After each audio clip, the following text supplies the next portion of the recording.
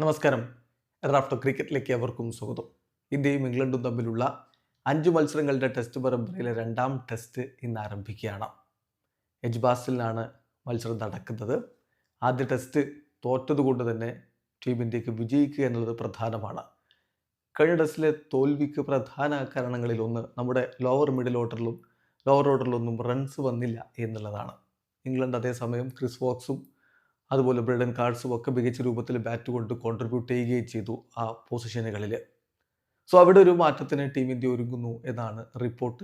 അതോടൊപ്പം തന്നെ നമ്മുടെ നായകൻ ഗിൽ ഇന്നലെ മാധ്യമങ്ങളെ കണ്ടപ്പോൾ പറഞ്ഞു, ഒരു രണ്ടാം സ്പിന്നറെ കഴിഞ്ഞ കളിയിൽ ഞങ്ങൾ മിസ് ചെയ്തിരുന്നു. അപ്പോൾ ഒരു സ്പിന്നറെ അധികം കൊണ്ടുവരാനുള്ള സാധ്യത കൂടി കാണുന്നു. അങ്ങനെയെങ്കിൽ ബാറ്റിംഗ് കൂടി ശക്തിപ്പെടുത്തുക എന്ന ഉദ്ദേശത്തിൽ വാഷിംഗ്ടൺ സുന്ദർ വരാനുള്ള സാധ്യതയുണ്ട്. കുൽദീപ് യാദവോ വാഷിംഗ്ടൺ സുന്ദറോ എന്നാണ് പലരും പറയുന്നതെങ്കിലും ഇപ്പോൾ സാഹിൽ മൽഹോത്ര ടൈംസ് ഓഫ് ഇന്ത്യയുടെ ലേഖകൻ പറയുന്നത് ലോവർ മിഡിൽ ഓർഡറിൽ ഇന്ത്യ വാഷിംഗ്ടൺ സുന്ദറിനെ കളിപ്പിക്കുമെന്നാണ്. അപ്പോൾ അങ്ങനെ വരുമ്പോൾ ഷാർദുൽ താക്കൂർ കഴിഞ്ഞ കളിയിൽ അത്ര മികച്ച പ്രകടനമല്ല നടത്തിയിട്ടുള്ളത്. താക്കൂറിനെ പുറത്തിരുത്തി നിതീഷ് കുമാർ റെഡ്ഡി കൂടി വരും. അപ്പോൾ number 6 Ravindra Jadeja, number 7 Nitish Kumar Reddy, number 8 Washington Sundar. ബാറ്റിങ്ങിൽ ലോവർ മിഡിൽ ഓർഡറിലെ പ്രശ്നങ്ങൾ അവിടെ പരിഹരിക്കാൻ പറ്റുമെന്ന് തന്നെയാണ് അതിലൂടെ പ്രതീക്ഷിക്കുന്നത്. അതോടൊപ്പം തന്നെ ജസ്പ്രീത് ബുംറ കളിക്കുമോ എന്നുള്ളൊരു ചോദ്യമുണ്ട്. ഇന്നലെ ആ കാര്യത്തിൽ നമുക്ക് വ്യക്തമായിട്ടുള്ള ഉത്തരം തന്നില്ല. അദ്ദേഹം അവൈലബിൾ ആണെന്ന് ഗില്ല് പറയുന്നു. കളിക്കണോ വേണ്ടയോ എന്നുള്ളത് ഇന്നാണ് തീരുമാനിക്കുക എന്നാണ് പറയുന്നത്. ഏതായാലും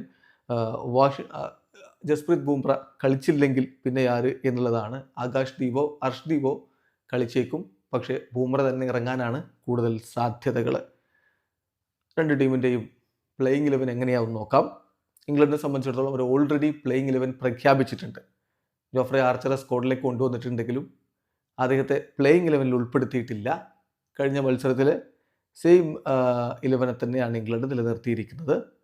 സാക് Crawley, Ben Duckett, Ollie Pope, Joe Root, Harry Brook, Ben Stokes, Jamie Smith, Chris Woakes, Brydon Carse, Josh Tongue, Shoaib Bashir. ഇതാണ് അവരുടെ ഒരു പ്ലേയിങ് 11. ഇന്ത്യയെ സംബന്ധിച്ചിടത്തോളം നമ്മൾ ഓൾറെഡി പറഞ്ഞു, ചില സംശയങ്ങളുണ്ട്.